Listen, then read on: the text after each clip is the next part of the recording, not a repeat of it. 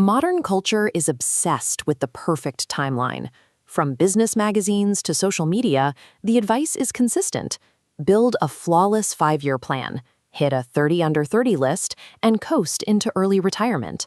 But in 1956, a 65-year-old man sat in a car on a rainy night, facing a very different reality. The highway that brought customers to his door had been rerouted. His entire business had collapsed, and he was left with little more than a pressure cooker and a chicken recipe. This was Harlan Sanders, the man who would eventually become the face of Kentucky Fried Chicken.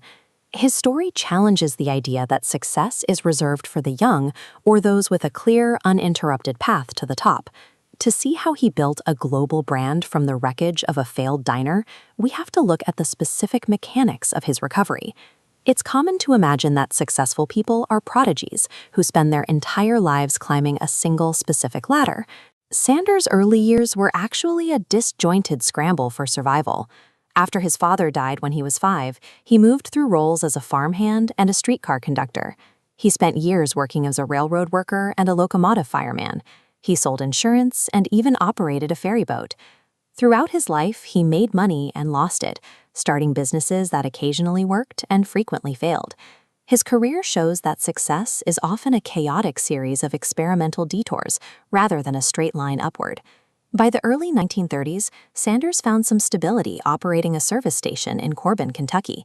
When travelers complained they couldn't find a good place to eat, he set up a small dining area and started serving his own fried chicken. Because pan-frying took too long for travelers on the go, Sanders began using a pressure cooker to speed up the process without sacrificing the quality of the food.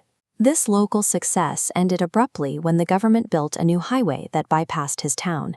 The traffic stopped, the customers disappeared, and in 1956, Sanders was forced to sell the restaurant at a loss. Franchising was the only option left for a man whose physical storefront had just been rendered invisible by a change in the road system.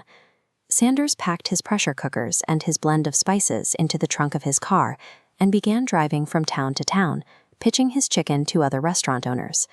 Sanders spent this period sleeping in the back of his car and cooking for any diner owner who would listen, often facing immediate rejection from businesses that saw no reason to change their menu. But he was building a system. Instead of selling individual meals, he taught independent owners his methods, receiving a fee for every piece of chicken sold.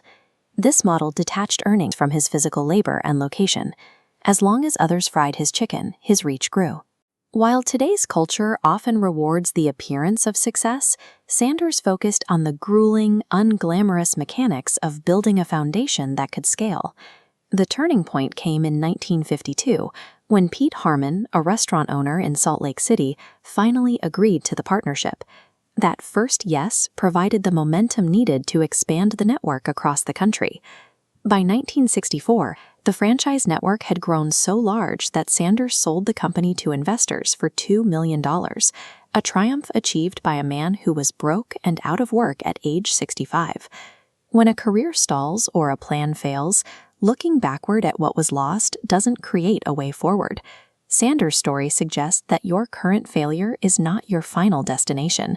The only required action is to look at what you still have and ask, what can I do next?